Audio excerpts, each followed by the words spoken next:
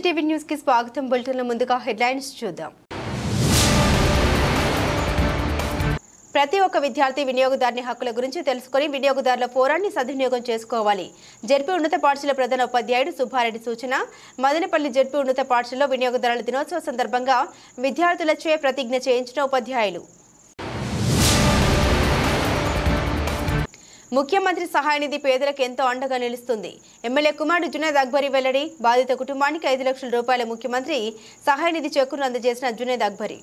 గుండు సూది నుండి విమాన ప్రయాణం వరకు ఏం కొన్నా ఎంత ఖర్చు చేసినా వాళ్ళు వినియోగదారులే అవుతారని జెడ్పీ ఉన్నత పాఠశాల ఉపాధ్యాయుడు సుబ్బారెడ్డి తెలిపారు.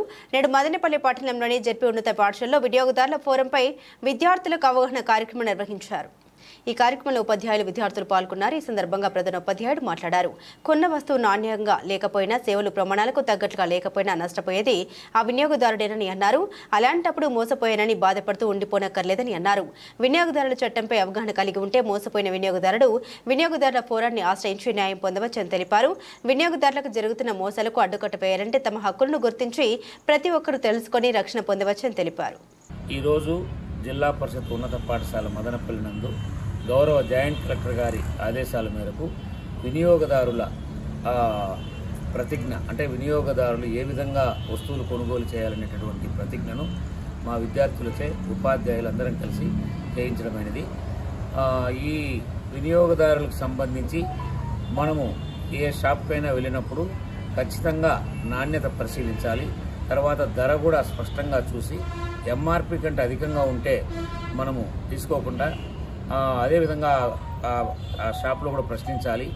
అదేవిధంగా కొన్ని కంపెనీలు అంటే స్టాండర్డ్ కానటువంటి కంపెనీలను కూడా గుర్తించి అలాంటి కంపెనీలకు సంబంధించిన వస్తువులను కూడా మనము కొనకుండా మనం చూసుకోవాలి.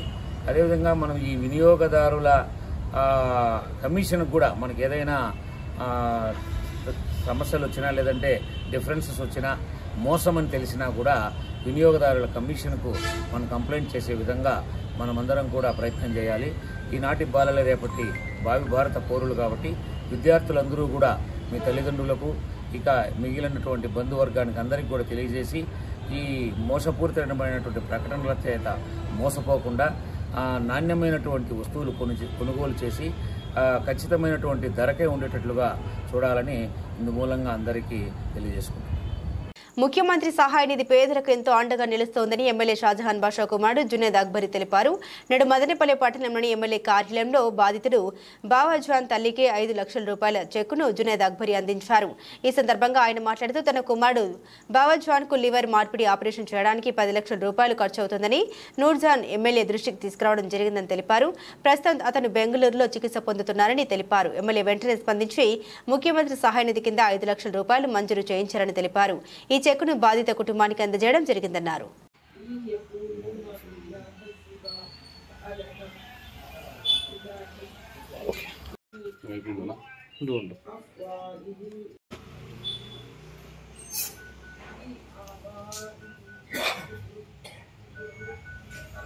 మన మదనపల్లిలో నివసిస్తున్న ఒక బావజాన్ అనే యువకుడికి సిఎంఆర్ఎఫ్ ద్వారా ఒక 5 లక్షల చెక్ ఇవ్వడం జరిగింది. ఒక 2 రోజుల ముందేమో వాళ్ళ తల్లిగారు నూర్జహాన్ గారు ఇంటికి రావడం జరిగింది. వచ్చిన తర్వాత ఎమ్మెల్యే గారితో మాట్లాడి వాళ్ళ అబ్బాయికి ఇట్లా లివర్ ట్రాన్స్ప్లాంట్ అవసరం, చాలా అవసరం, తక్షణమే లివర్ ట్రాన్స్ప్లాంట్ అవసరం ఉందని చెప్పడం జరిగింది.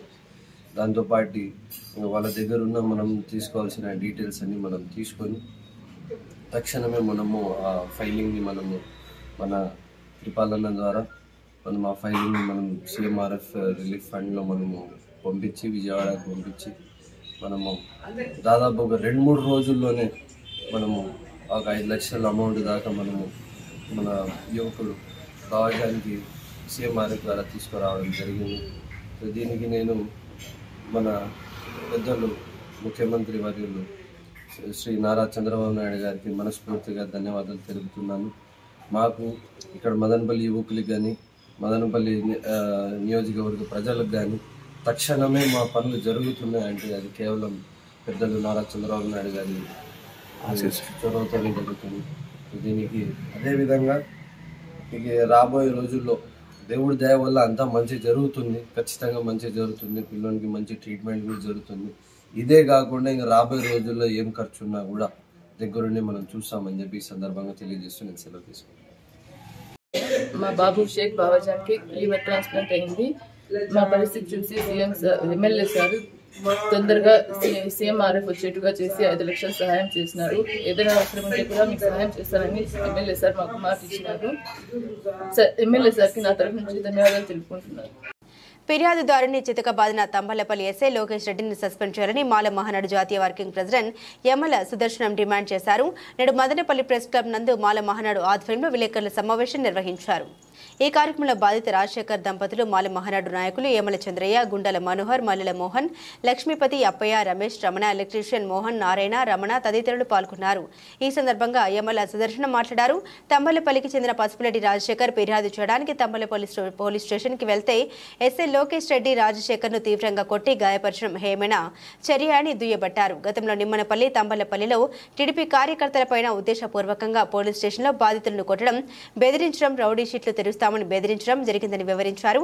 ఇలాంటి పోలీస్ అధికారిపై ఉన్నతాధికారులు స్పందించి వెంటనే సస్పెండ్ చేయాలని, లేని పక్షంలో డీఎస్పీ కార్యాలయం ముందు ధర్నా నిర్వహిస్తామని హెచ్చరించారు. బాధితులపైనే దొంగతనం కేసులు నమోదు చేస్తున్నామని బెదిరిస్తున్నారని ఆరోపించారు. తీవ్ర గాయాలతో ఆసుపత్రిలో చికిత్స పొందుతున్న బాధితుని వద్దకు 2 కానిస్టేబుల్ వచ్చి పై అధికారులకు ఫిర్యాదు చేసే రౌడీ షీట్లు ఓపెన్ చేస్తామని, లాకప్ డెత్ చేస్తామని బెదిరిస్తున్నారని బాధితులు వాపోయారు. 15వ తేదీ రాత్రి వరకు రాజశేఖర్ను తంబలపల్లి స్టేషన్లో పెట్టుకొని ఒక చిన్న తగాదా కోసం ఫిర్యాదు చేశాడు. ఫిర్యాదు చేసిన తర్వాత ఆదివారం పోయినాడు.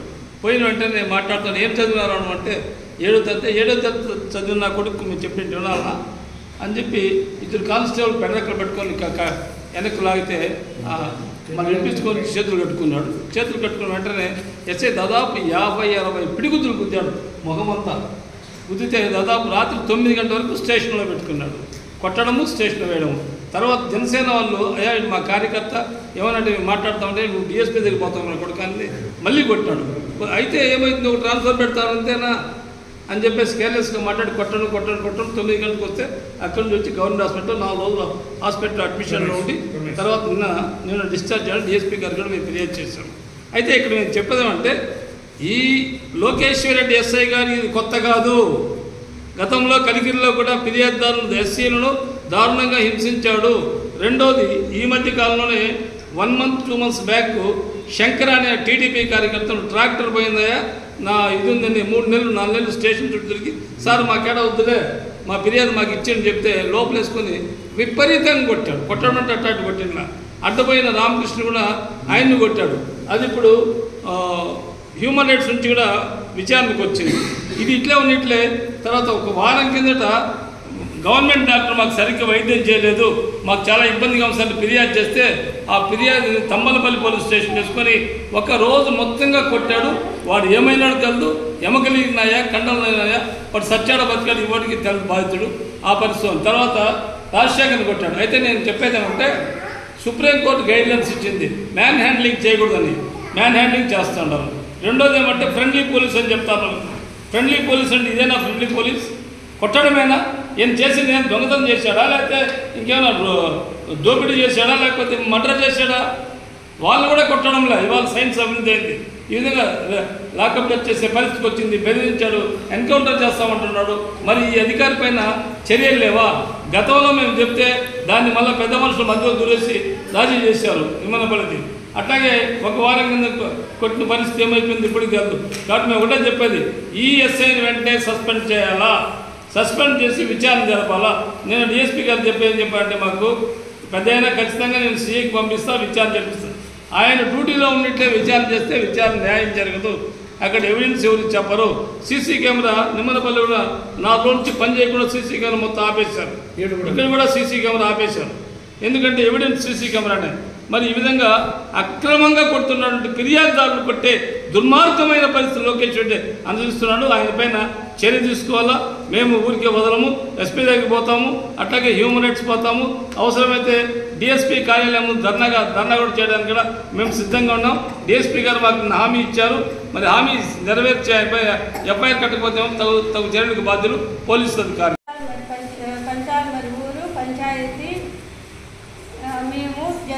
పార్టీలో 2019లో మా ఆయన ఇన్ఛార్జిగా పనిచేసినాడు ఆడ. అందువల్ల ఆ రోజు నుంచి ఒక సమస్య వైసీపీ నాయకులు మాకు ఎదురు తిరుగుతూనే ఉన్నారు. కానీ రోడ్డు లేదు, ఇల్లు లేదు అంటే యాడికి పోయినా మాకు న్యాయం జరగలేదు. మాటకైతే మా ఆయన్ని అటాక్ చేస్తూనే ఉన్నారు. కానీ మా మీద ఒడ్లు దొంగతనమని పెట్టినారు. అది మా వీడియో ఉంది అన్నారు. ఆ వీడియో ఏది అని పరిశీలించమని ఎస్ఐని అడిగితే ఎస్ఐ మా ఆయన్ని భయంకరంగా కొట్టినాడు. ముక్కలతో నోట్లో చెవులో నుంచి బ్లడ్ వచ్చే వరకు కొట్టినాడు. కనీసం ఎందుకు కొడతానంటే కూడా 7th క్లాస్ చదివినావు, మొగ్గం వేసే నా కొడుక్కి నీకు పార్టీ అవసరమారా, నిన్ను కొడితే ఏమన్నా పవన్ కళ్యాణ్ వస్తాడా, నా మంట మహా అంటే నన్ను ట్రాన్స్ఫర్ పెట్టిస్తావా అంతే అని కొట్టడం అంటే భయంకరంగా కొట్టినాడు. పబ్లిక్ ప్లేస్లో కొట్టినాడు. ఎస్ఐ తమ్మాలపల్లి లోకేశ్వర్ రెడ్డి భయంకరంగా కొట్టినాడు. మళ్ళీ లోపల వేసి కొట్టినాడు. ఎందుకు కొడుతున్నావని వాళ్ళు వీళ్ళు ఫోన్లు చేసి అడిగితే నా మీద ఎదురు తిరిగినాడు అని కేసులు వేస్తున్నారు. ఇప్పుడు మా ఇంట్లో 8 రోజులు హాస్పిటల్లో అడ్మిట్ అయ్యి వచ్చినాం దెబ్బలకి. మేము ఇప్పుడు మళ్ళీ బయట వస్తే మా మీద కేసు పెట్టినాడు. కేసు ఫైల్ చేసినా అంటున్నాడు. పరిస్థితి వచ్చింది. మేము ఏ తప్పు చేసినామో విచారణ చేయమని డిఎస్పీ సార్ దగ్గరికి కూడా పోతే లోకేశ్వర్ రెడ్డి నాకు తెలిసినాడు కదమ్మా, ఇది 4 రోజుల క్రితమే జరిగింది అంటాడు. కనీసం లేదంటే వీడియో ఉంది అంటున్నారు. ఆ వీడియో మా ఇంటికాడ ఉంది. మేము దొంగతనం చేసినట్లేదా? ప్రజలకు న్యాయం అయితే జరగదా? న్యాయం కోసం పోతే కూడా ఇట్లా కొడతారా? రోడ్లో చెవుల్లో బ్లడ్ ఎత్తింది, హాస్పిటల్కి తీసుకుపోతా అంటే తెల్లవారు 10:30 నుంచి నైట్ 9 వరకు చలిలో నా బిడ్డను పెట్టుకొని ఆడే ఉన్నాను. నేను ఆడుకుంటే కూడా హాస్పిటల్కి కూడా పంపించలేదు. మళ్ళీ వాళ్ళు వీళ్ళు రికమెండేషన్ వస్తున్నాయి కదా, నీకు పెద్ద నాయకుల నుంచి ఫోన్లు వస్తున్నాయి కదా, నీకు పార్టీ అవసరం అని మళ్ళీ కేసు కడతా, నీ మీద రౌడీ సీటర్ కేసు ఓపెన్ చేస్తా అని మళ్ళీ ఇప్పుడు కేసు కట్టినాడు. ఎన్కౌంటర్ చేస్తా. ఇప్పుడు డిఎస్పీ సార్ దగ్గరికి పోతే కూడా ఏమి మీ పరిస్థితి అన్నా నాకు లోకేశ్వర్ రెడ్డి తమ్మాలపల్లి ఎస్ఐ తెలిపినాడని అంటాడు. ఏమి మీ పరిస్థితి అని అడిగేదే వాళ్ళే లేరు. న్యాయం కోసం పోతే ఒకరు కూడా న్యాయం చేయడం లేదు. ఇప్పుడు మళ్ళీ మా మీద కేసు వేసి లాకప్ డెత్ చేస్తా, నీకు రౌడీ సీటర్ కేసులు ఓపెన్ చేస్తా, ఎన్కౌంటర్ చేస్తా అని చెప్తున్నాడు. సార్ మా పరిస్థితి ఏమి, మా బిడ్డల పరిస్థితి ఏమి? రోడ్డుకి వాళ్ళు అడ్డపడినారు, రోడ్డుకి వాళ్ళు సమస్య చేస్తున్నారు.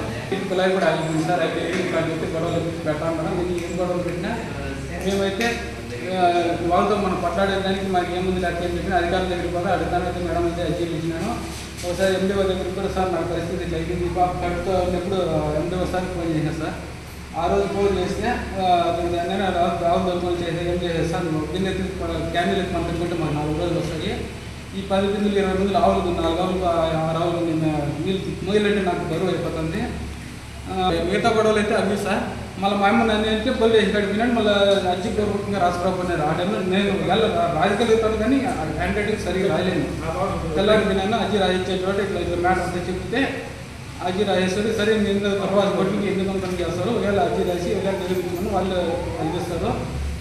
ఏమన్నా గ్యారెంటీకి ఏమన్నా పాత చేసి ఉన్నాడు వాళ్ళు ఇస్తాను అర్జీ రాయించి మా మీదనే ఇచ్చేసి వచ్చినాను సార్. ఇచ్చి వచ్చినాను. నేను విచారించాను సార్ మీరు నాకు జరిగింది. వాళ్ళు మీ మా అమ్మ వాళ్ళు గొడవలు ఉన్నాయి. మా అమ్మ వాళ్ళు గొడవలు ఉన్నవారు కొట్టుకున్నంత వరకు అయితే మీరు పెట్టుకోలేదు. మళ్ళీ చెప్పినాను. మళ్ళీ 2వ రోజు రావట్లేదు, బంధువులు వచ్చినారని చెప్పినారు. మళ్ళీ తర్వాత 3వసారి ఎస్ఐ సారు ఆదివారం రండి అని పీసీ సారు శంకర్ సార్ చెప్పినాడు. ఆదివారం రండి అన్నాడు. మీరు ఫోన్ చేస్తారా సార్? ఎట్లా సార్ అందులోకి వెళ్ళి బయట అంటే 2 గంటల టైం అంటే వచ్చేస్తాను సార్. నేను టైం ఏం లేదు, 9 గంటలకు వచ్చేయండి, వాళ్ళు బాగా పిలిపిస్తాను మాట్లాడతాను అన్నాడు. సరేలేని చెప్పినారు. పిలిపిస్తాను నేను మాట్లాడుతాను. ఫోన్ వెళ్ళి వచ్చి సార్ పిలిచినాడు అన్నారు. ఏమో పిలిచినాడు అని చెప్పి సార్ దగ్గరికి విన్నాను. ఏమో ఒక్కో పరిస్థితి అన్నాడు. ఇట్లా సార్ నా మీద దొంగతనం చేస్తున్నారు సార్, కేసు పెడుతున్నారు, వీడియో ఉంది అంటున్నారు. ఇది ఏముంది ఏం లేదు సార్, వాళ్ళు ప్రపేజ్ గడించుకుంటాము ఇట్లా అంటే మేము దండించుకోవాలి కదా అన్నాడు. మేము దండించుకున్నాను సార్. ఒకవేళ మన లాస్ట్లో నాకైతే కొంచెం అనుమానం ఉంది, డౌట్ ఉంది, మీరు ఒకసారి విచారించినది ఏం చేయండి సార్ అంటే ఒక గొడవ కాదు సార్, చాలా గొడవలు పెడతానని అన్నారు, వస్తానన్నారు అని చెప్పినాను. చెప్పింది వదిలేండి. పసుపులేటి రాజశేఖర్ నాగరాజుకు వ్యక్తిగతంగా గొడవలు ఉన్నాయి. ఆ గొడవల వల్ల రాజశేఖర్ ఇంటి ముందు ఉన్న రోడ్డుకు అడ్డంగా ఒక దిమ్మిలాగా కట్టేసి రాకపోకలకు అటకాయం కలిగించాడు. ఈ విషయంగా MDO గారికి రాజశేఖర్ ఫిర్యాదు చేస్తే ఆ విధంగా కక్ష కట్టుకున్న నాగరాజు గారు రాజశేఖర్ తల్లి అయిన 70 సంవత్సరాలైన వృద్ధురాలు, అందులో క్యాన్సర్తో బాధపడుతున్న ఆ వృద్ధురాలు 6 మూటలు ఒడ్లు దొంగతనం చేసిందని నానా మాటలు తిడుతుంటే ఆ మాటలు భరించలేక రాజశేఖర్ పోయి పోలీస్ స్టేషన్లో ఫిర్యాదు చేస్తాడు.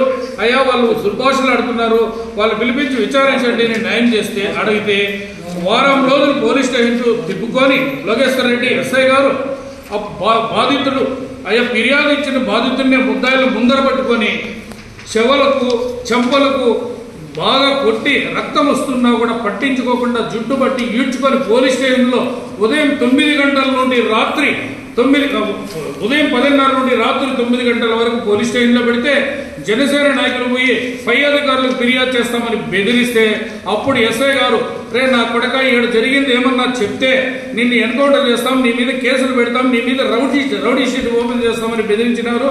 వెంటనే కుటుంబ సభ్యుల సహకారంతో మదనపల్లి ప్రభుత్వ ఆసుపత్రికి వస్తే ముక్కుదూలం పగిలిపోయిందని లోపల గాయమైందని 5 రోజులు ట్రీట్మెంట్ తీసుకుని రాత్రి పోయి డిఎస్పీ గారికి ఫిర్యాదు చేస్తే దీనిపైన చర్యలు తీసుకుంటామంటున్నారు. గతంలో ఇదే విధంగా నిమ్మలపల్లిలో ఇతని పైన జరిగింది, కలిగిరిలో జరిగింది, హ్యూమన్ రైట్స్ పెట్టినా కూడా ఇతని పైన ఎలాంటి చర్య తీసుకోలేదు. కాబట్టి మాలమహారాడు ఆధ్వర్యంలో ఉద్యమాలు ఉధృతం చేస్తాం. అక్కడ కూడా న్యాయం జరగంటే ప్రైవేట్ కేసు ఫైల్ చేస్తామని తెలియజేస్తున్నాం. కేంద్ర మంత్రి అమిత్ షా బుధవారం రాజ్యసభలో అంబేద్కర్ అవమానించే విధంగా మాట్లాడడం శోచనీయమని బీఎస్పీ రాష్ట్ర ఉపాధ్యక్షులు బందెల గౌతమ్ అన్నారు. నేడు మదనపల్లి పట్టణంలోని ఆర్టీసీ బస్టాండ్ అంబేద్కర్ సర్కిల్ వద్ద బీఎస్పీ ఆధ్వర్యంలో ధర్నా నిర్వహించారు. ఈ కార్యక్రమంలో బీఎస్పీ నాయకులు కార్యకర్తలు పాల్గొన్నారు. ఈ సందర్భంగా గౌతమ్ మాట్లాడారు. మతోన్మాద పార్టీ బీజేపీ అంబేద్కర్ చరిత్రను కనుమరుగు చేసే విధంగా కుట్ర పడుతోందని ఆరోపించారు. కేంద్ర మంత్రి అమిత్ షా బుధవారం జరిగిన రాజ్యసభలో అంబేద్కర్ అవహేళనగా మాట్లాడడంతో అంబేద్కర్ వాదుల మనోభావాలు దెబ్బతిన్నాయన్నారు. అమిత్ షా కీలకమైన మంత్రి పదవిలో ఉన్నాడంటే అది కేవలం అంబేద్కర్ రాజ్యాంగంతోనే అన్నారు. ఈ రోజు దేశవ్యాప్తంగా కాకుండా ప్రపంచవ్యాప్తంగా అంబేద్కర్ రాజ్యాంగాన్ని స్ఫూర్తిగా తీసుకుంటున్నారని తెలిపారు. అటువంటి మహానీయుని అవమానించిన అమిత్ షాపై చర్యలు తీసుకోవాలని డిమాండ్ చేశారు. భారతదేశానికి సమస్య వెంటనే వర్ధిల్లాలి బహుజన సమాజ్ పార్టీ కాపాడుకుంటాం భారత రాజ్యాంగాన్ని వర్ధిల్లాలి బహుజన సమాజ్ పార్టీ క్షమాపణ చెప్పాలి భారతదేశానికి అమిత్ షా వెంటనే క్షమాపణ చెప్పాలి అమిత్ షా వెంటనే రాజీనామా చేయాలి అమిత్ షా వెంటనే వర్ధిల్లాలి బహుజన సమాజ్ పార్టీ రాజ్యాంగం వర్ధిల్లాలి భారత రాజ్యాంగం నశించాలి అమిత్ షా వైఖరి నశించాలి అమిత్ షా వైఖరి నశించాలి వెంటనే వర్ధిల్లాలి బహుజన సమాజ్ పార్టీ వర్ధిల్లాలి బహుజన సమాజ్ పార్టీ వర్ధిల్లాలి Bahujan Samaj Party we want justice we want justice we want justice we want justice we want justice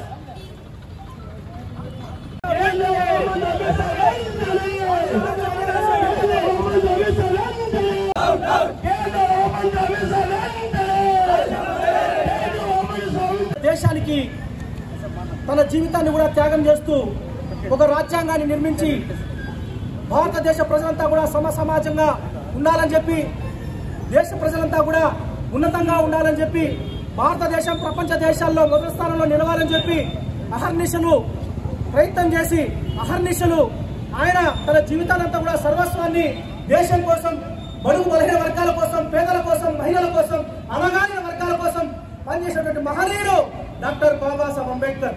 doctor BR Ambedkar ఈ దేశంలో ఒక వర్గానికో ఒక ప్రాంతానికో సంబంధించిన వ్యక్తి కాదు. ఈ ప్రపంచంలో ఈ భారతదేశంలో ఉన్నటువంటి అందరికీ కూడా హక్కులు కల్పించినటువంటి మహనీయుడు. అలాంటి మహనీయుడిని అమిత్ షా కేంద్ర హోంమంత్రి అమిత్ షా మాట్లాడుతూ ఆయన అంబేద్కర్ అంబేద్కర్ అంబేద్కర్ అని పేరు చెప్పే బదులు మీరు ఎవరిపైనా దేవుడి పేరు స్మరిస్తే మీకు స్వర్గ ప్రాప్తి కలుగుతుంది అని చెప్పి ఆయన చాలా అవహేళనగా మాట్లాడాడు. నేను చెప్తా ఉన్నా బహుజన సమాజ్ పార్టీ ఆంధ్రప్రదేశ్ రాష్ట్ర శాఖ నుంచి మదనపల్లి నుంచి నేను ఒకటే చెప్తా ఉన్నా, అమిత్ షా కేంద్ర హోంమంత్రి మీకు ఒకటి చెప్తా ఉన్నా, మీరు గుర్తుపెట్టుకోవాలి. బాబాసాహెబ్ అంబేద్కరే ఈ దేశంలో మా అందరికీ కూడా కనిపించిన దేవుడు ఎక్కడున్నాడో తెలియదు కానీ మాకు కనిపించే ప్రత్యక్ష దైవం మాత్రం doctor Babasaheb Ambedkar. Doctor Babasaheb Ambedkar doctor Babasaheb Ambedkar ఒక్కడే అని చెప్పి నేను సందర్భంగా తెలియజేస్తా ఉన్నా. ఈ రోజు మేము సంతోషంగా ఈ దేశంలో చాలా మంది అడగాని వర్గాలంతా కూడా మంచి బట్ట కట్టుకోగలుగుతున్నారు, తిండికి తిరగలుగుతున్నారు, 10 మందితో తిరగలుగుతున్నారు. దానికి ఒకే ఒక కారణం doctor BR Ambedkar. Doctor BR Ambedkar వ్యక్తి ఈ భారతదేశంలో పుట్టకపోతే ఈ దేశంలో ఎన్నో కోట్ల మంది జీవితాలని కనీస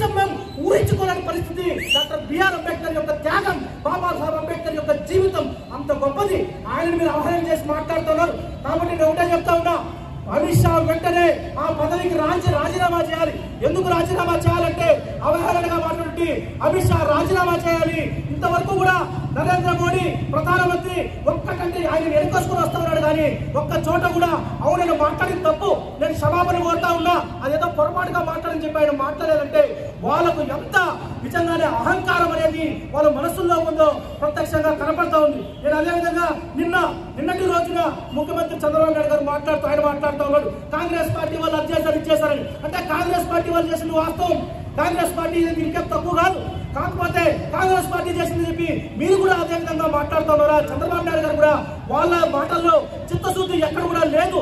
ఈ భారతీయ జనతా పార్టీ కానీ, ఈ కాంగ్రెస్ పార్టీ కానీ, ఈ తెలుగుదేశం పార్టీ కానీ, ఈ జనసేన పార్టీలు కానీ, ఈ పార్టీలంతా కూడా కేవలం ఈ రోజు మాట్లాడిన మాటలు మీరు వెనకేసుకొని వస్తున్నారే కానీ ఒకవేళ నిజంగా తప్పు జరిగి ఉంటే మేము తప్పు చేశామని ఒప్పుకుంటే దాన్ని ఎవరైనా హర్షిస్తారే తప్ప తప్పు చేసి కూడా మేము మాట్లాడలేదు, మేము ఆ విధంగా మాట్లాడతాం.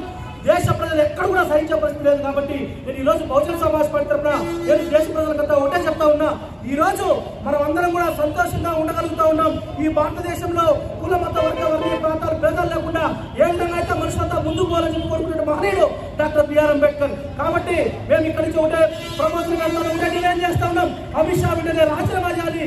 జాతికి, భారతదేశ జాతికి అమిత్ షా క్షమాపణ చెప్పాలని చెప్పి ఈ సందర్భంగా నేను డిమాండ్ చేస్తా ఉన్నా. జై అగ్లిన్ ప్యాథ్ ల్యాబ్స్ మరియు Shri Venkateswara heart multi speciality ఆసుపత్రి ఆధ్వర్యంలో సాయిబాబా ఆలయంలో శని ఆదివారాల్లో వైద్య శిబిరాన్ని ఏర్పాటు చేయడం జరుగుతోందని చీఫ్ కోఆర్డినేటర్ రాజు తెలిపారు.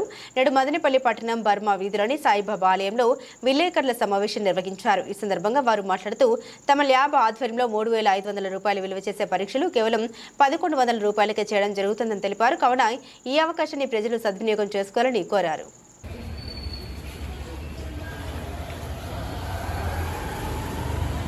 మీరే కవర్ చేయండి.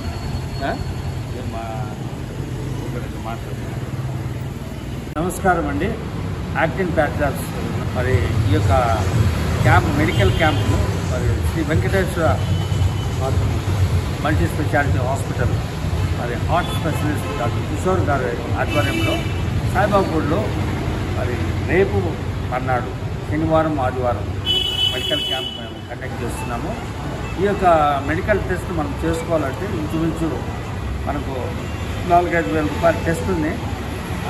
1,100 రూపాయలు తోటి ఇక్కడ మనం టెస్టులు చేస్తూ మరి స్పెసిఫిక్గా మరి చాలామందికి డయాబెటిక్స్ చాలామంది కలిగి ఉన్నారు, హార్ట్ కంప్లైంట్స్ ఉన్నారు.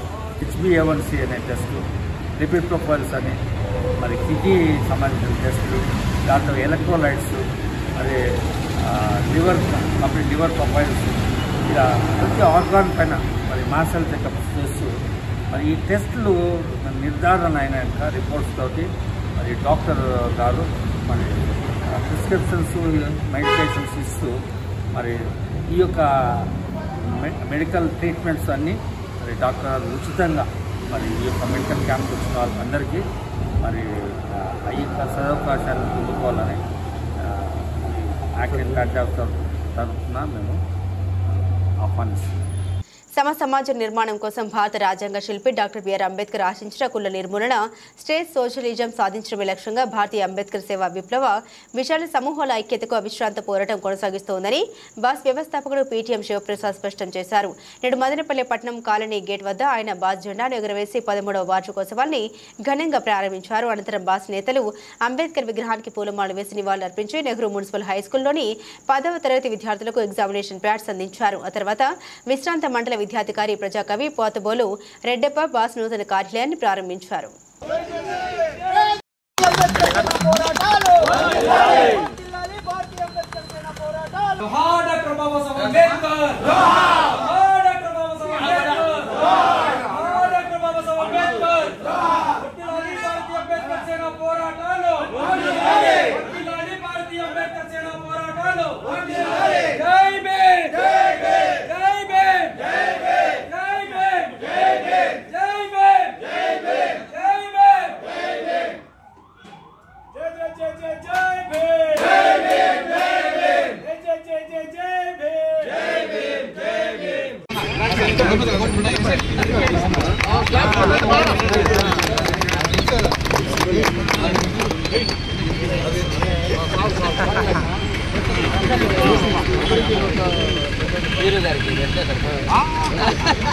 నారాయణ హృదయాలు అనేటువంటి ఒక ప్రముఖమైనటువంటి హార్ట్ హాస్పిటల్ నందు వాళ్ళకి ఆరోగ్యశ్రీ పథకం కింద ఉచితంగా సుమారు 526 మందికి ఆపరేషన్లు చేయించిన చరిత్ర భారతీయ అంబేద్కర్ సేనకుంది. ఆ విధంగా ప్రజల ప్రాణాలు కాపాడడంలో, అదేవిధంగా ప్రజలకు కావాల్సిన సౌకర్యాలు కల్పించడంలో, సంక్షేమ పథకాలు వాళ్ళకు ధరించి చేర్చడంలో, అదేవిధంగా వాళ్ళ హక్కులు కాలరాసే కాడ వాళ్ళకు అండగా నిలబడడంలో, అట్రాసిటీస్ జరిగినప్పుడు వీరోచితంగా పోరాడి బాధితులకు ఒక భరోసా కల్పించడంలో భారతీయ అంబేద్కర్ సేన పోరాటం చాలా వీరోచితంగా కొనసాగుతూ ఉంది. మరి ఈ పోరాటాలన్నీ కూడా ఇంత విజయవంతంగా నిర్వహించడానికి కారణం మాకు చాలామంది శ్రేయోభిలాషులు కలిగి ఉండడం, కుల మతాలకు అతీతంగా మేము చేసే ప్రజాహిత కార్యక్రమాలకి సమాజ హితైభిలాషతో అనేక మంది మాకు సహకరించడం, అలాంటి మిత్రులందరికీ కూడా భారతీయ అంబేద్కర్ సేన కుటుంబం తరపున మరొకసారి 13వ వార్షికోత్సవాల సందర్భంగా పేరున కృతజ్ఞతలు తెలియజేసుకుంటూ, భవిష్యత్ పోరాటాలకు కూడా అందరూ కూడా మా శ్రేయోభిలాషులైతేనేమి, మా బాస్ కుటుంబ సభ్యులైతేనేమి అందరూ కూడా గతంలో ఇచ్చినట్లే సపోర్ట్ ఇచ్చి విజయవంతంగా మరిన్ని కార్యక్రమాలు నిర్వహించడానికి, మరిన్ని ప్రజలకు విజయాలు చేకూర్చడానికి అండగా నిలవాలని చెప్పి అందరికీ విజ్ఞప్తి చేస్తూ, మరొకసారి అందరికీ సామాజిక విప్లవ జయభీములు తెలియజేస్తూ శుభాకాంక్షలు తెలియజేస్తూ ఓడిస్తున్నాము. జై భీమ్, జై భారత్. 2012 డిసెంబర్ 20 తేదీన గౌరవ పీటీఎం సూప్రసన్న గారి నాయకత్వంలో ఈ భారతీయ అంబేద్కర్ సేన ఆ రోజును అప్పుడు పోసుకోవడం జరిగింది. కాబట్టి అంబేద్కర్ కలగనటువంటి సాంఘిక అదేవిధంగా ఆర్థిక సమానత్వం ద్వారా సమసమాజం ఏర్పడుతుందని చెప్పేసి ఆలోచన ఏదైతే ఉందో దానికోసము 13 సంవత్సరాలుగా నిరంతరంగా కృషి చేసినటువంటి ఏకైక సమస్య ఏదంటే అది భారతీయ అంబేద్కర్ సేన. మరి అదేవిధంగా కుల నిర్మూలన ద్వారా సాంఘిక న్యాయాన్ని, అదేవిధంగా స్టేట్ సోషలిజం ద్వారా ఆర్థిక సమానత్వాన్ని సాధించాలనే ఉద్దేశంతో అంబేద్కర్ ఆలోచన విధానంతోనే మన భారతీయ అంబేద్కర్ సేన కొనసాగుతోంది. కాబట్టి ఇన్ని రోజులు కూడా భారతీయ అంబేద్కర్ సేనలో అనేక కార్యక్రమాలు, అనేక రూపాల్లో అనేక పోరాటాలు చేసి సమాజంలో ఉన్నటువంటి అట్టడుగు వర్గాల దళితులు, బహుజనులు, అదేవిధంగా మైనారిటీలు, అగ్రకుల పేదలు ఎవరైతే ఉన్నారో వాళ్ళ పక్షాన్ని నిలబడి భారతీయ అంబేద్కర్ సేన అనేక పోరాటాలు చేసి వాళ్ళకి సహాయ సహకారాలు అందించడం జరిగింది. అదేవిధంగా ఈ 13 సంవత్సరాల కాలంలో భారతీయ అంబేద్కర్ సేన అనేక విజయాలను నమోదు చేసుకోవడం జరిగిందనే విషయాన్ని ఒకసారి గుర్తు చేస్తూ, చిన్నపిల్లలు ఎవరైతే ఉన్నారో చిన్నపిల్లలకు ప్రైవేటు స్కూల్లో 25% సీట్లని సంపాదించడంలో మనము సఫలమైనామని తెలియజేసుకుంటున్నాం. మరి అదేవిధంగా ఉమ్మడి 2 రాష్ట్రాల్లో కూడా 2013వ సంవత్సరంలో మన భారతీయ అంబేద్కర్ సేన ఏర్పాటు చేసిన సంవత్సరంలోనే భారతీయ అంబేద్కర్ సేన వ్యవస్థాపకులు గౌరవ పీటీఎం శివన్న గారు నిరవధికంగా 32 గంటలు నిరాహీక్ష చేసి ఉమ్మడి రాష్ట్రాల్లో 50% ఉచిత విద్యుత్తును అన్నగారి సమక్షంలో దాన్ని మనము ఆ ఫలాన్ని అందుకోవడం జరిగింది. ఈ విధంగా చెప్పుకుంటూ పోతే బౌద్ధ సంస్కృతి కానీ బౌద్ధ సంస్కృతి సాంప్రదాయాలని ఈ రాష్ట్రంగా సవినంగా కోరుతున్నాం. ఇక్కడ చేసిన భారత అందరికీ ఉద్యమ నిర్వీర్లు, నేను ఎన్ని రోజుల నుంచి ప్రయాణం చేస్తున్నానో అన్ని రోజుల నుంచి రోజుకు కొత్త విషయము మా గురుగారైన పీఠం శివప్రసాద్ గారి దగ్గర నేర్చుకుంటున్నాను. దీనికి గర్వంగా నేను ఎక్కడైనా చెప్పుకోగలను. ఎందుకంటే మనకు తెలియని విషయాలు, ఎక్కడ ఓర్పుతో ఉండాలా, ఎక్కడ సహనంగా ఉండాలా, ఎక్కడ మంచి ఎక్కడ చెడు, ఏమి ఎలా చేయాలనేది అలాంటి గురువుల దగ్గర నేర్చుకోవడంలో చాలా ఇంకా మనము నేర్చుకోవచ్చు. అలాంటి సంస్థలో నన్ను కుటుంబ సభ్యులు చేసినందుకు ఫస్ట్ అందరికీ బాస్ కుటుంబ సభ్యులు అందరికీ ధన్యవాదాలు తెలియపరుస్తున్నాను. దయచేసి ఇలాంటిది మరొక సంవత్సరాలు జరుపుకోవాలని చెప్పి ఇది ఇంకా ముందుకు పోవాలని ఆకాంక్షిస్తూ ప్రపంచ ధ్యాన దినోత్సవం సందర్భంగా ది ఆర్ట్ ఆఫ్ లివింగ్ వ్యవస్థాపకులు రవిశంకర్ గురూజీ ఐక్యరాజ్య సమితి నందు చేయి ప్రసంగాన్ని వెలుగు ప్రత్యేక పాఠశాల నందు ప్రత్యక్ష ప్రసారం ఏర్పాటు చేయడం జరుగుతోందని ఎఫెక్స్ సభ్యులు ఓం ప్రకాష్ తెలిపారు. నేడు ఆయన విలేకరులతో మాట్లాడారు.